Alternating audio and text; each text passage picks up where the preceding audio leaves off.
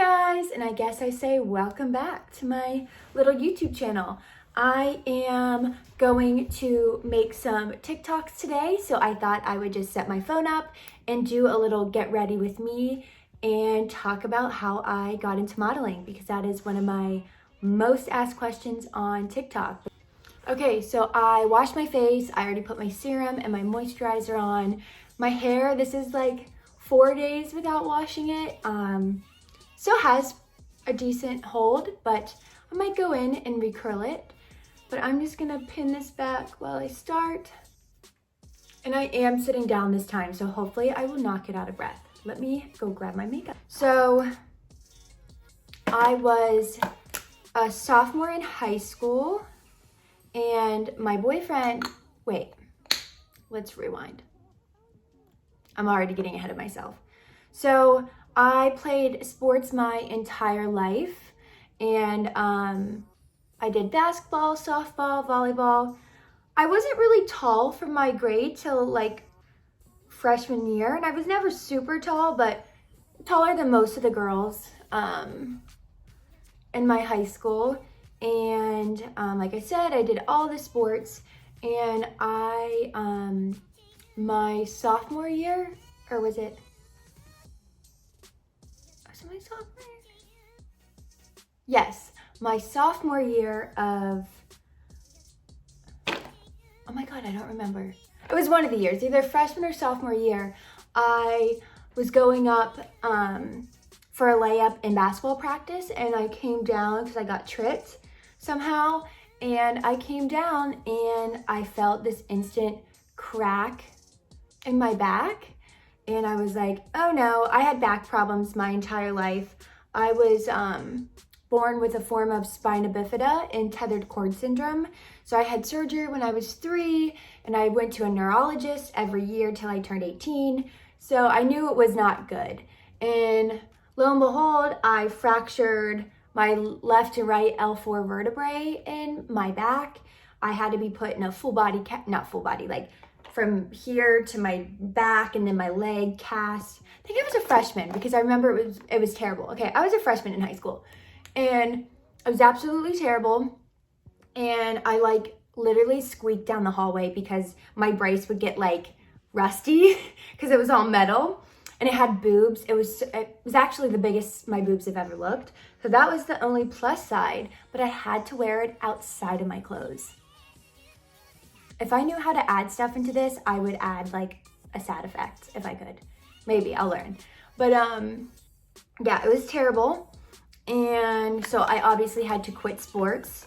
And at the time, my boyfriend, his mom knew of a local agency near us. So we're from a small town in Ohio, but our big city is Pittsburgh, which is about an hour from us, not even, maybe 45 minutes.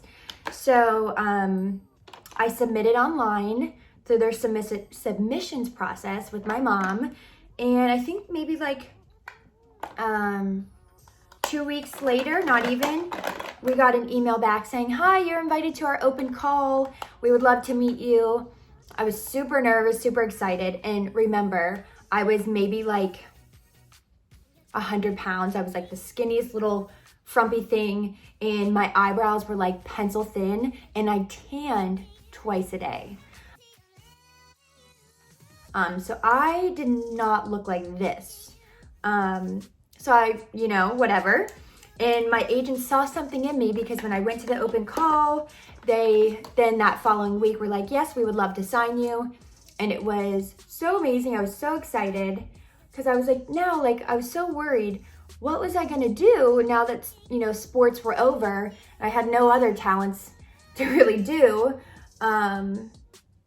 So I was super excited about that. And then when I went to my first meeting with the agency director, who is now like my second mom, she's amazing. She was like, okay, you are 15.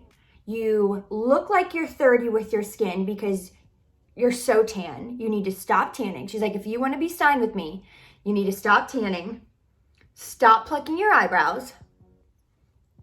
And that's pretty much it.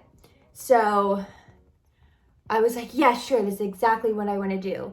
So I was in high school and I had my eyebrows. So when I got them waxed, this lady messed them up.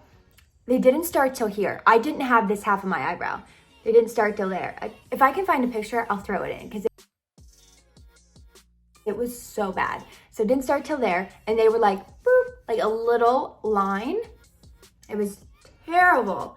So when they started growing in, I mean, I had hairs here, hairs there, and I would just like pray no one in high school would like notice it. But I basically told everyone like why my eyebrows looked that way and what was going on if they asked. And it was really, really, really hard to stop tanning because I don't know if it was just at my school or in like high school, but like the tanner you were, the cooler you were, like the coolest and prettiest girls were always so tan. So I think we looked, like I at least looked up to those girls that were like the popular girls that tan. So I was like, I'm gonna do it. I have an itch, I'm sorry, it's gross. So that was really hard that I had to quit tanning. And I didn't start working. My first job was like, I think I was signed for like a month and it was for this fashion show in Pittsburgh. And it was called the White Party.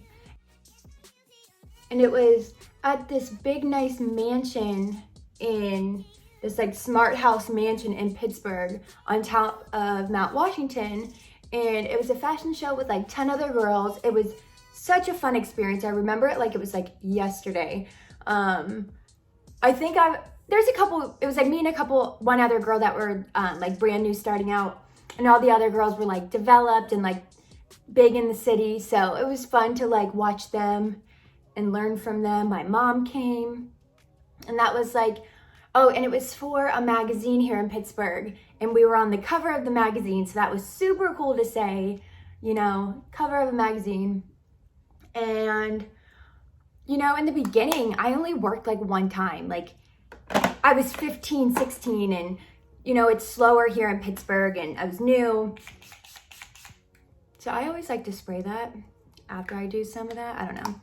And I was new starting out, and I wanna say my second job was for the wig company. I will put those pictures now. Terrible. But I thought they were the coolest and best pictures at the time. Like I would show people, my mom would keep the magazines and show people. I've come a long way since doing the wigs.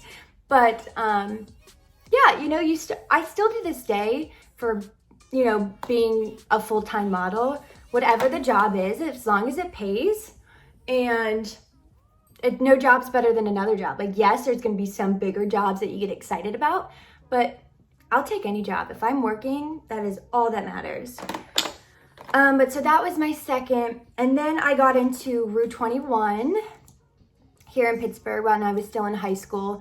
And I don't really remember much, but I remember it was like hard because they would shoot during the week, be like Monday through Friday from like 8 to 4. So I would have to take one day off a week, or I would do like half days. And I don't remember my school being weird about it or anything. I know I'm sitting down and I'm still hot and sweaty. I guess it's just when I talk, maybe, when I talk a lot. I don't know. Okay, so I did my foundation, mascara. No, I didn't do mascara yet, and curl my lashes. So I modeled with Rue 21. I got in with American Eagle. Still, you know, small things, nothing crazy. I was not full-time. I was a server at Bob Evans in Steubenville for so long. And right out of high school, right when I graduated, I got scouted by an agent on Instagram. And he was like, hey, I'm starting this new division at Women in New York, and I would love for you to be with us. It was supposed to be like their commercial board, and whew, got an eyelash in my eye. So that's following literally that next weekend, I went to New York with a friend, met with the agency, and they're like, yes, we want to sign you. I had no idea what was in store. You know, I just was doing all this small local stuff in Pittsburgh and then got thrown right into the craziness of New York City. I went there back and forth, but I wasn't really focused on it. I was too worried about what my friends were doing, going up to their colleges and having fun, partying with them, that I wasn't being the best model that I could be for this agency. And things just didn't work out. So I was with them for a year and I booked like one job, nothing crazy. And unfortunately, it just didn't work out. So they ended up dropping me. We just weren't on the same page. They wanted me to move to New York. I couldn't commit. I wanted to go have fun with my friends. So they ended up dropping me. And that's when I was like, F modeling. I hate it. I'm over these people. You know, I was just done. I was going back to school, and I said apply to Ohio State because that's where all my friends were. And I got in. I was going to go back to school, done modeling. And then I just hit like this point in my life where I'm like, what am I doing? Like, and I went on a date with Josh, and he just brought all this light and positivity in my life that everything just started falling into place. I started working again here in Pittsburgh, and I actually decided that college wasn't for me, and I wasn't doing this for myself. I was only going because that's where my friends were. And I moved in with, oh my God, my lashes are crazy. I moved in with Josh like that next month. We were dating, and then like not even the following month I was living with him, and everything just fell into place. He went on tour with the Dixie Chicks, and I just got super healthy. You know, I got my body in shape. I was happy and positive, and Next Miami scouted me on Instagram, and they signed me. And then that's just how that's how now I am a full-time model. I say Josh saved my career. He's the reason why I'm here and doing what I'm doing, because he helped me find the good and stay on track and stay positive, because it's a tough career and you have to have thick skin. And when that agency dropped me, I was just like, screw this, you know, my life's over. But you know what? Not everyone's gonna love you, and that's okay. So after I got signed with Next Miami, I did a job in New York, and then I went down to meet them in March. In that following week, I booked a job in the south of France for Roxy, and that's just when like things took off. That was my first time flying alone and leaving the country by myself. First time leaving the country, and I was by myself. So it was like a crazy experience, and it just really, I mean, I was terrified and like devastated. I cried and bawled before I had to leave. I knew it was an amazing opportunity, so I could not do it. But it was terrifying, and I did it, and that is how I just got this drive and passion to just do what I want with my career. And Josh fully supported me. Like now, I travel. Like before COVID, I was traveling literally every single week in a way, at least 1 or 2 nights. And he has never complained. He 100% supports me and is always in my corner. So you want those people around you, especially in this industry. And if you do start taking off and you have to go travel, I lived in LA without him. I've gone a week, 2 weeks traveling without him. I model with other male models, and he does not care. Like, you can't have, like, that's so random that everyone's asked, like, how does he support you with you modeling with other male models? Like, what do you mean? It's my job. Like, it's just like working with a coworker that's a male. Like, you have to be confident and supportive of one another, or it's just not going to work. Like your career or your relationship.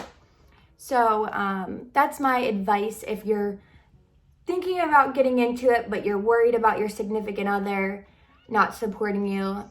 you need that support system, because you are going to have those days in this industry where you're down or things didn't work out the way you thought, and you need someone there for you. So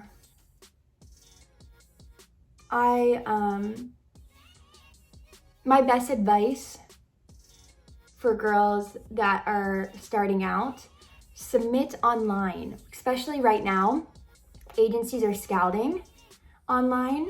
So I got little hairs all over my face. Submit online.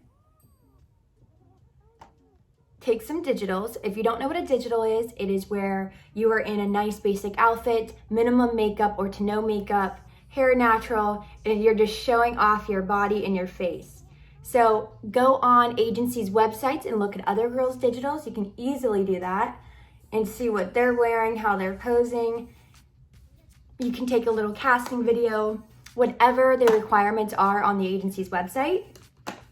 Now agents have hashtags that you can use to submit. I know IMG is scouting on TikTok. So there are so many ways to start and get your career. And if you are on the shorter side or the curvy side, do not let that stop you. There are petite agencies. There are agencies straight for curve.